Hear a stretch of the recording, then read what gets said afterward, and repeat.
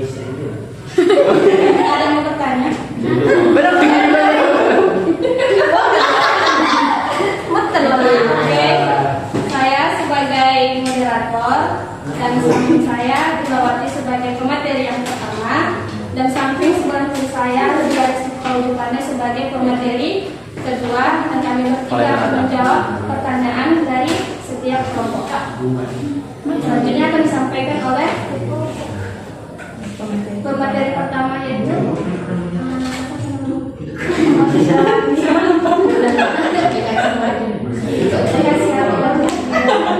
belum bisa mana ya yang Tidak ada. Koherenterata menjelaskan tentang morfologi, anatomi, reproduksi, dan daur hidup koherenterata. Filum Cnidaria yaitu ubur-ubur, terumbu karang, hidrois, dan anemo laut. Koherenterata bentuk tubuhnya simetri radial atau biradial sepanjang sumbu oral aboral. Dibedakan menjadi dua macam, yaitu polip dan medusa. Polip yaitu berbentuk silinder dengan bagian mulut oral yang mengandung tentakel menghadap ke atas dan ujung lainnya atau aboral melekat pada substrat. Medusa yaitu berbentuk seperti lonceng atau payung dengan bagian yang cekung menghadap ke atas dan mulut terletak di tengah-tengah bagian cembung yang menghadap ke bawah mesopleatebal. Selanjutnya akan disampaikan oleh pemateri yang kedua yaitu Ria Resti Paujipane.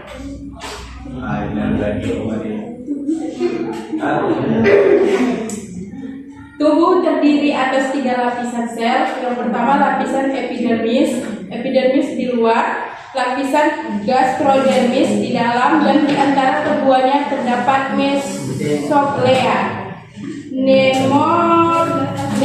Nematoksis terdapat pada salah satu atau kedua lapisan tersebut. Pergerakan polip terbatas, merayap atau meliuk-liuk. Medusa bergerak bebas. Makanan dan cara makan. Coelenterata bersifat karnivora. Makanan masuk ke dalam mulut dengan bantuan tentakel dan proses pencernaan dibantu oleh sel otot pencernaan. Pernapasan dan ekspresi. Pertukaran gas dan pengeluaran sisa metabolisme melalui proses difusi. Coelenterata dibagi ke dalam 4 kelas. Yang pertama itu kelas hydrozoa, polip soliter atau koloni ukuran kecil tidak menyolok, daur hidup polip, medusa atau keduanya, umumnya memiliki pelum. 2 kelas hippozoa, dalam daur hidupnya berbentuk polip selalu kecil dan medusa berdiameter 2-40 cm atau lebih. 3 kelas cubozoa, medusa berbentuk persegi dengan 4 sisi datar, memiliki pelum. 4 kelas athozoa, selalu dalam bentuk polip soliter atau koloni. Polip pemangsa mempunyai mulut dan tentakel untuk menangkap dan mencerna makanan. Polip reproduksi secara aksesual dengan pertunasan menghasilkan medusa. Medusa hydrozoa umumnya kecil, berdiameter 0,5 sampai 6,0 cm. Biasanya tepi lonceng melekuk ke dalam disebut pelum. Tentakel dilengkapi dengan nematosit yang terletak di tepi lonceng. Mulut terletak pada ujung madu berium di tengah subum prela. Oke, itulah tadi hasil pembahasan untuk pemaparan materi kami pada judul Coelenterata. saya ucapkan terima kasih kepada pemateri 1 dan pemateri kedua. Selanjutnya di sini kami akan membuka sesi pertanyaan. Saya Suhaimi dari kelompok Comel. Ini saya ingin bertanya, yaitu apa saja peranan Colenterata yang merupakan. Assalamualaikum warahmatullahi wabarakatuh.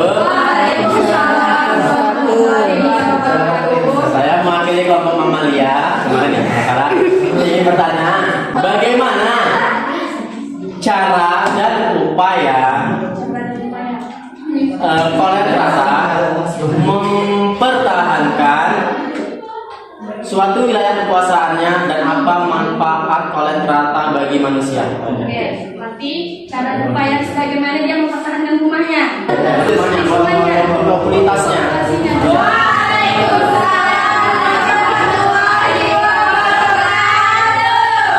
Sebenarnya saya mau berpajak dari kelompok Biawak ya.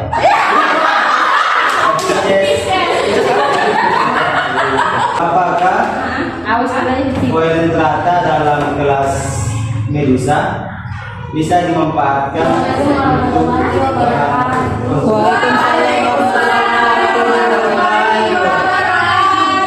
Perkenalkan, nama saya Ayu, saya dari kelompok Guna atau buaya bersih. Jelaskan bagaimana proses reproduksi hidra baik secara kawin maupun tak kawin. Terima kasih. Gamet-gamet jika terkode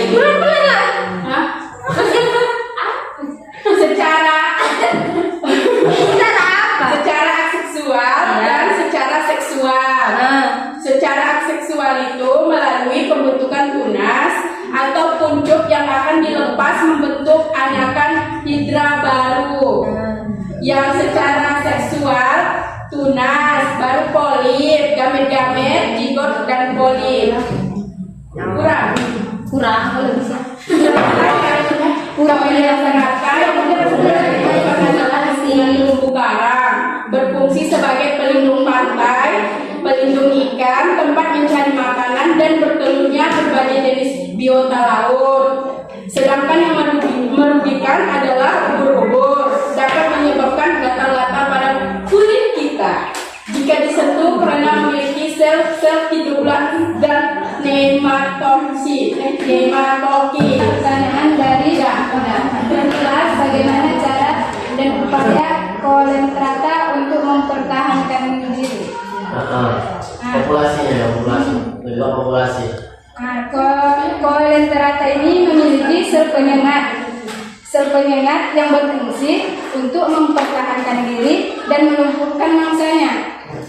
Dan apabila dia merasa dirinya terancam, dia akan menggunakan sel penyengatnya yang terdapat pada lapisan ekstoderm. Ya, tadi kan katanya dibahas di situ katanya memiliki yang tadi sengatan gitu ya. Yes. Mungkin itu sesama hewan kan saya maksud bagaimana mempertahankan populasinya. Bisa saja populasi itu dari ini ya dari manusia ataupun caranya apa?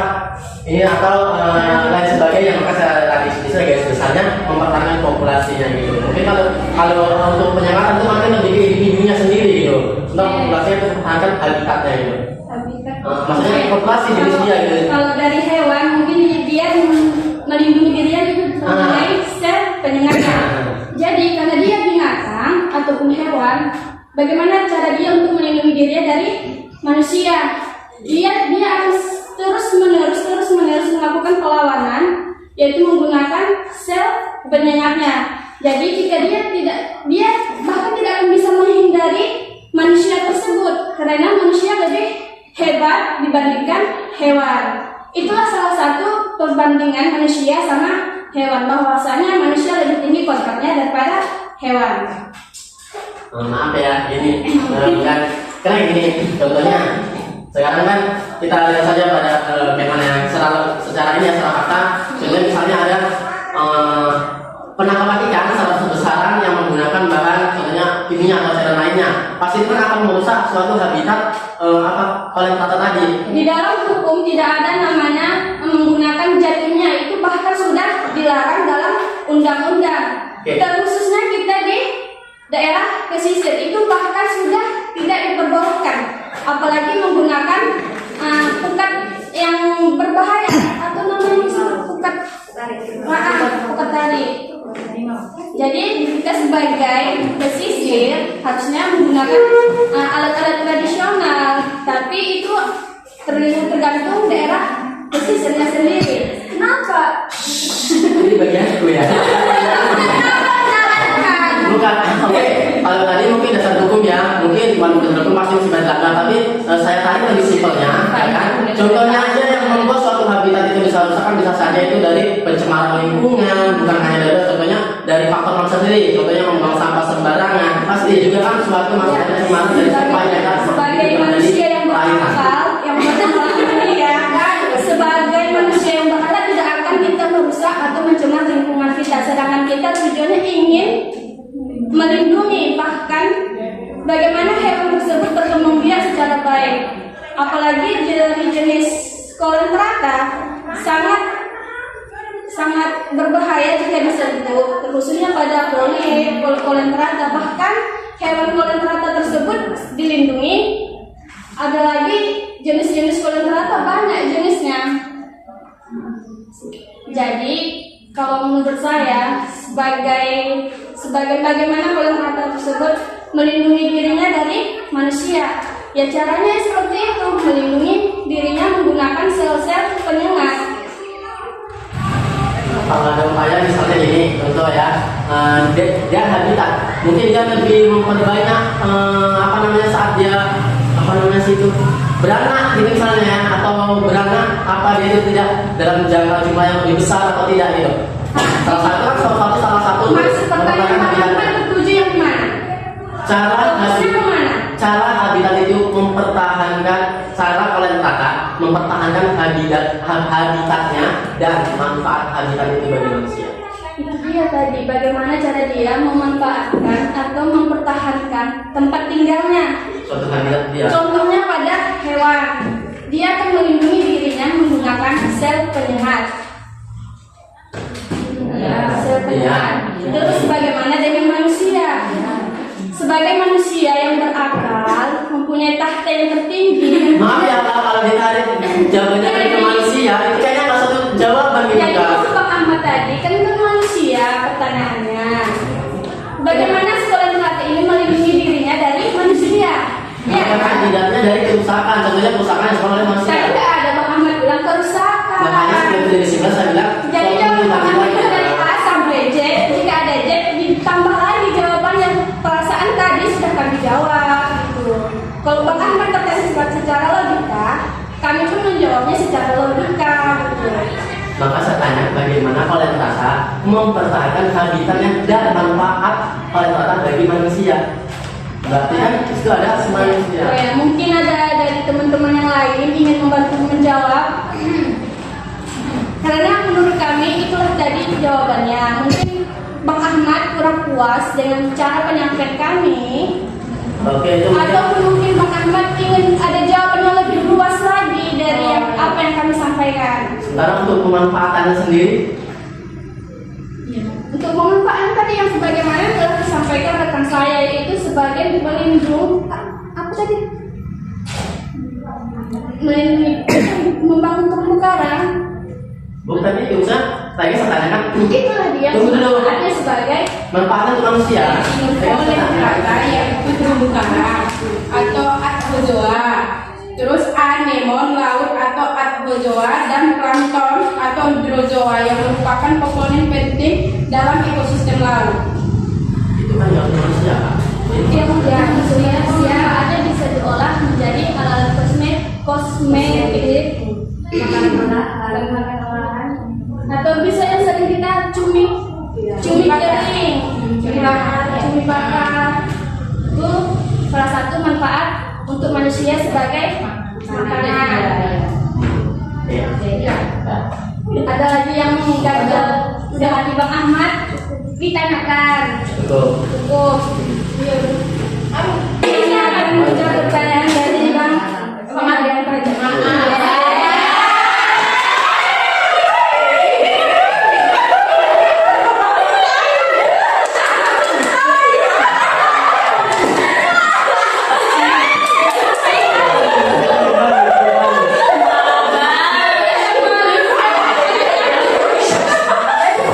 Serius lah, serius.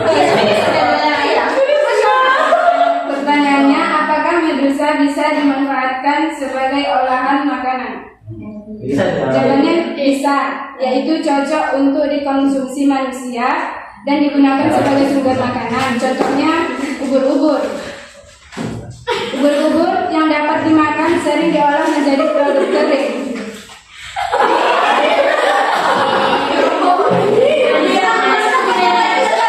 Dokumen aja, dokumen. Beberapa jenis makanannya yaitu seperti Sudah makan. salad, sashimi, dan hidangan lainnya.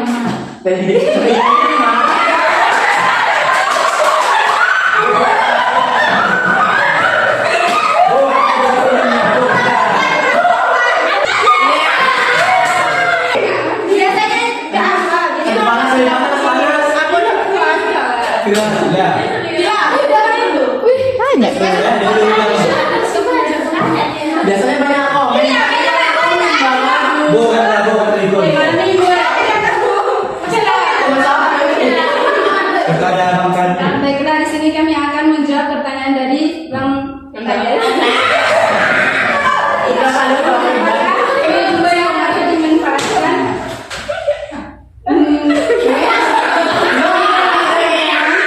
Jawabannya iya, contohnya ubur-ubur. Ubur-ubur cocok untuk dikonsumsi manusia dan digunakan sebagai sumber makanan dan bahan dalam berbagai masakan. Karena ubur-ubur yang dapat dimakan sering diolah menjadi produk kering. Beberapa jenis makanan dan hidangan dapat disiapkan dengan ubur-ubur yang dapat dimakan, termasuk salad, sashimi, dan hidangan lainnya.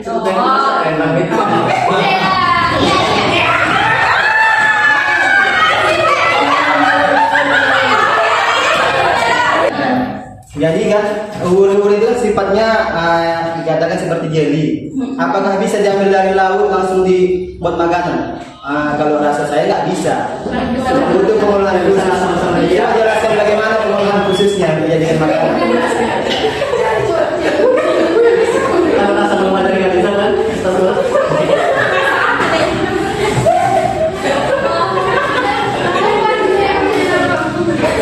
Cara tradisional mengolah ubur-ubur menjadi produk makanan bisa memakan waktu cukup lama, antara 19 hingga 37 hari.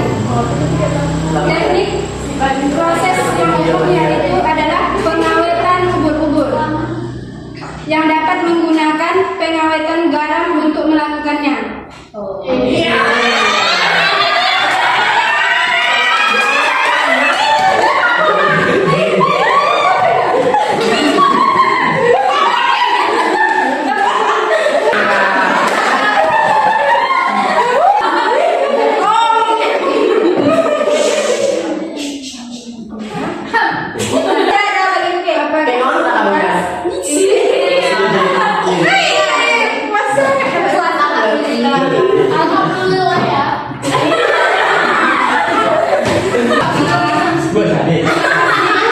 Kepada setiap kelompok yang sudah memberikan pertanyaan, walaupun jawabannya tidak dimasuk akal, tapi kalian Iya. oke, kami Masuk bapak ya.